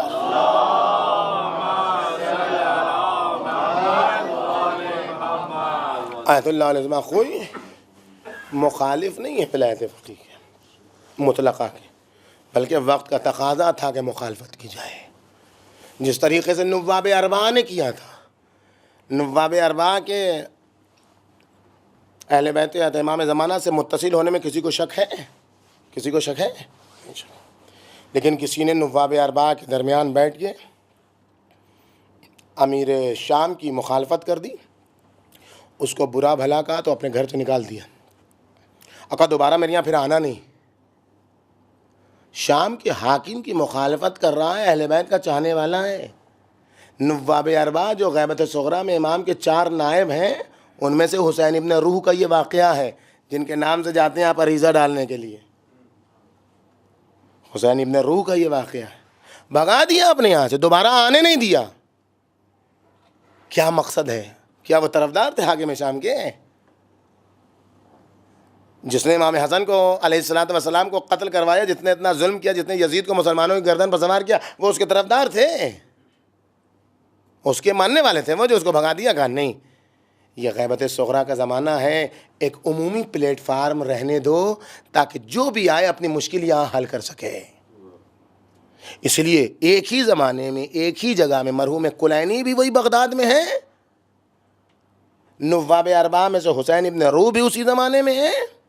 329 غیبت صغریٰ کا اختتام ہے، 329 شیخ کلینی کی وفات ہے، دونوں کا ایک زمانہ، لیکن کوئی تاریخ نہیں بتاتی ہے کہ کبھی بھی شیخ کلینی صاحب کافی اتنی عظیم کتاب نواب اربعہ میں سے کسی سے ملنے گئے ہوں۔ بغداد میں رہ کے تاریخ نہیں لکھتی ہے کہ کبھی لوگوں کے اندر خانے کیا ہوا ہوگا، نہیں معلوم ہے تاریخ کو۔ کیوں نہیں گئے عمومی طور پر؟ اس لیے کہ یہ متصف تھے تشیع سے، یہ مکتب اہل بیت کے محافظ کے عنوان سے محفوظ تھے۔ یہ اگر جاتے تو وہ عمومیت ختم ہو جاتی کہ جو نواب اربعہ جس کو مینٹین کرنا چاہ رہے تھے، جس کو پیش کرنا چاہ رہے تھے، اس لیے کبھی عمومی طور پر سامنے نہیں گئے۔ اور دونوں وہ بھی غیبت صغریٰ میں لوگوں کو امام زمان سے قریب کرتے رہے، یہ بھی حدیثوں کے ذریعے سے ائمہ اطہار سے لوگوں کو قریب کرتے رہے، لیکن دونوں کا مقصد ایک تھا کہ لوگوں کو امام سے قریب کرو، لوگوں کو مولا سے نزدیک کرو، لوگوں کو مولا کے قریب کرو۔ یہی کام آیت اللہ العظمیٰ خوئی علی اللہ مقامہ نے کیا، وہی سیرت حسنی اختیار کی جو سورت حسینی امام خمینی نے استعمال کی۔ دونوں میں کوئی اختلاف نہیں، یہ علماء میں کوئی اختلاف نہیں ہوتا۔ یہ محافظ ہیں مکتب اہل بیت کے، یہ اپنا خون جگر صرف کرتے ہیں، تب آپ کے سامنے کوئی ایک مسئلہ پیش کرتے ہیں، دین پیش کرتے ہیں، بڑی مشکلات یہ بسر کرتے ہیں اپنی زندگی، تب مولا کے سامنے پیش آتے ہیں، تب مولا کی تائید انہیں ہوتی ہے، تب یہ عزاداریوں کو فروغ دیتے ہیں۔ یہ عزاداری بچی ہوئی ہے ان فقہائے اعظام سے، یہ عزاداری بچی ہوئی ان علماء اعظام سے۔ مرزا شیرازی کا واقعہ آپ نے سنا، مرزا شیرازی کون ہے؟ سید بحر العلوم کا واقعہ آپ کو معلوم ہے، کسے کہتے ہیں سید بحر؟ اتنا عظیم الشان فقیہ کہ جب سرکار باوفا کا روضہ خراب ہونے لگا، آپ جانتے ہیں سرکار باوفا کی قبر کہاں پر ہے؟ نیچے ہے، جہاں پر قتل ہوئے ہیں، جہاں پر جان نکلی ہے، وہیں پر قبر بنائی ہے چوتھے امام نے، اور آج بھی فرات کے ارد گرد ہے قبر۔ کیسی قبر ہے یہ کہ پانی قبر کے پاس نہیں آتا، ارد گرد رہتا ہے۔ سید بحر العلوم کے زمانے میں قبر خراب ہوئی، معمار بلایا گیا۔ پہچانی علماء کیسے روتے ہیں، ہمیں کیسے آنسو بہانا چاہیے، ہمارے آنسوؤں میں کیا ہونا چاہیے، ان فقہا سے سیکھیں، معرفت کے ساتھ آنسو ہے۔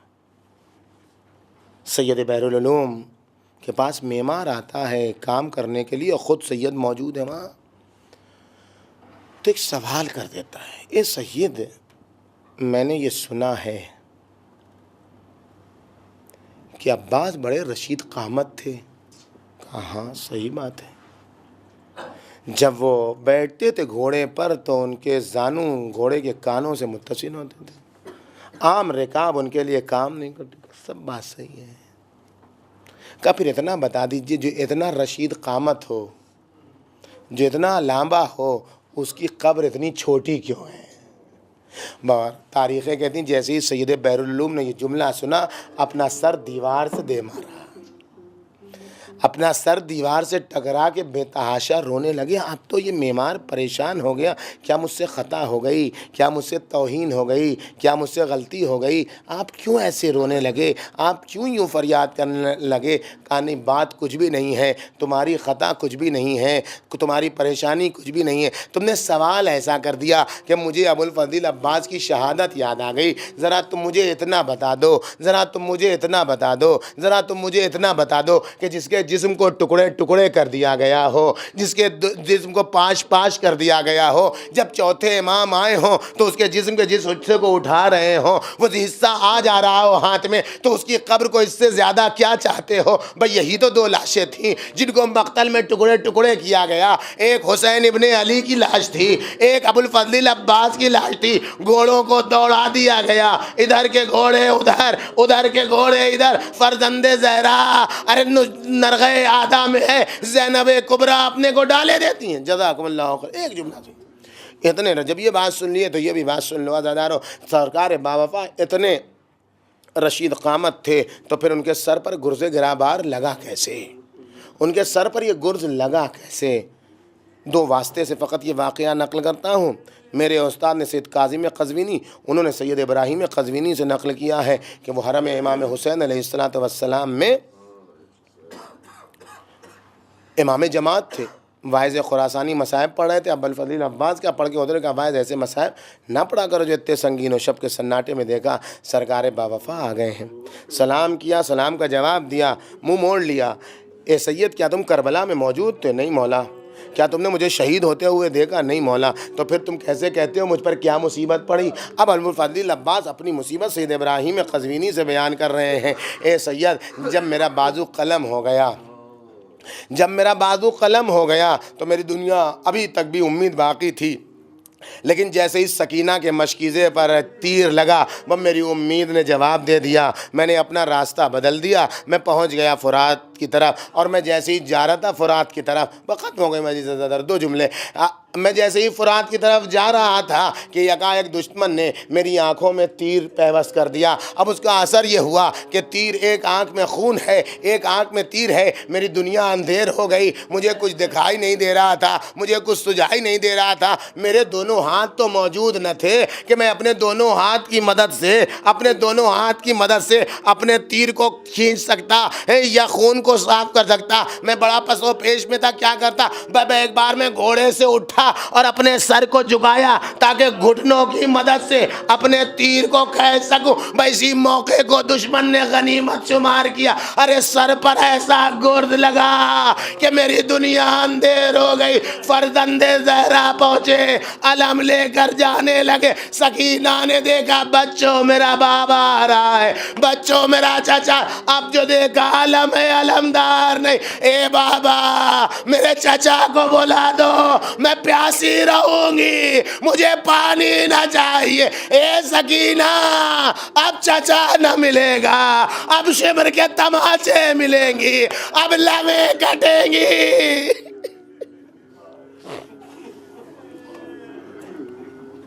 سيعلم الذين ظلموا أي منقلب ينقلبون إنا لله وإنا إليه راجعون۔